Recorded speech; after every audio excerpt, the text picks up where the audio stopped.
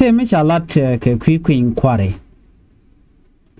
queen quarman ba latre which ka sa Sudan chalado ne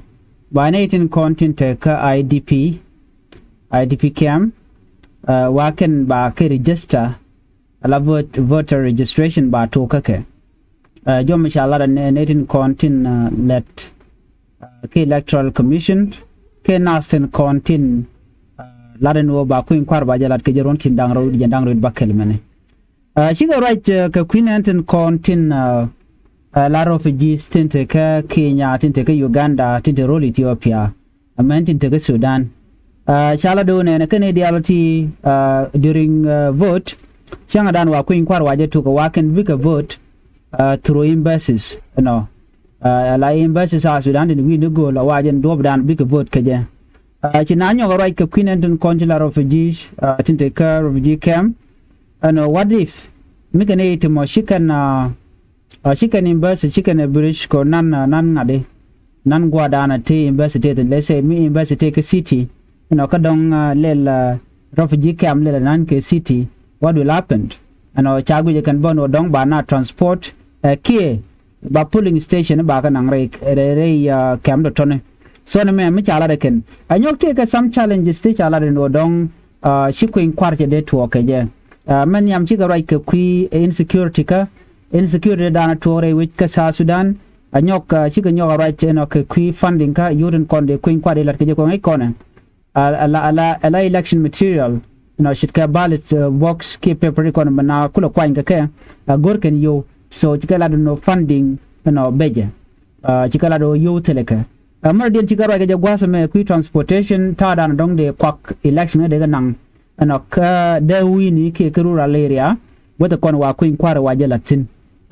tidialti kene ke challenge sinte mot kan ne gorno dong ba ka let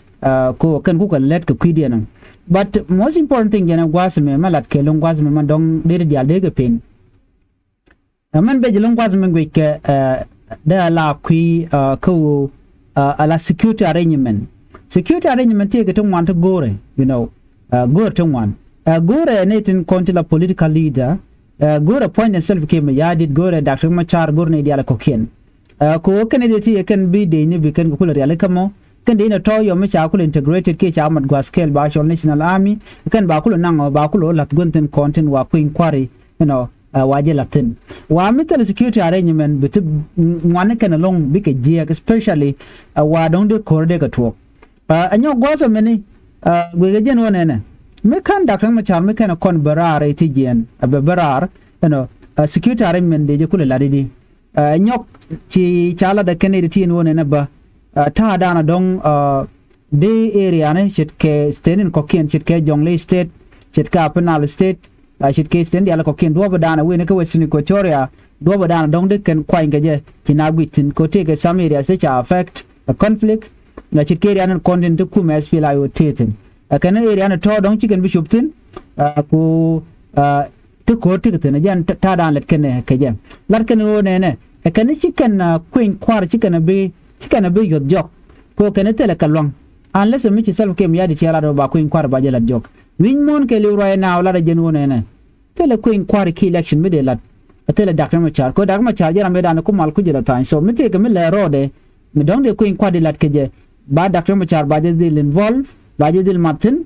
bi go rekene kir ken de ala ko ken and then bina ko we ka peace process ken ta dan de queen kwar de lat ke je ko te dum mal nung te gam mara dien ma biya ngai gwasa me jene gwade dane to ka jeno ba mal ba jeno te ri cha ya pin keno ba kuin kwar ba jelat ko ngwan cha le ne ka lora ba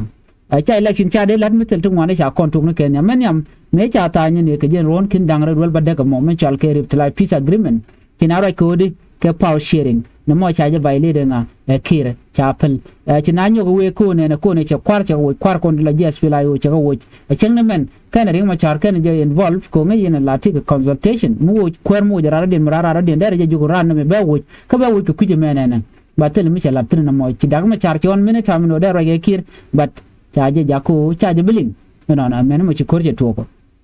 ana me kel anyok tem din mi cha yar sel bikim yadi ko ngote ko ne cha yat pin chala de wodi permanent constitution ba je tu la bongoni me kana to ma ba ko in kwar bala de wrong teleje and then population census no ba ping ne yal baja kwen mo kana kolat na wen yam de telwe yaw china bu wen yam so the chicken dial katigam katin kono dong de kwen kwade jalat kije but right now kennedy chala inten kono ku ken ka face aken mo wayo wa kajek by election ba jalat what do you think election but wo gwam mo ngoda kama cha ngoro reti gen what do you think many drop gwam mo your comment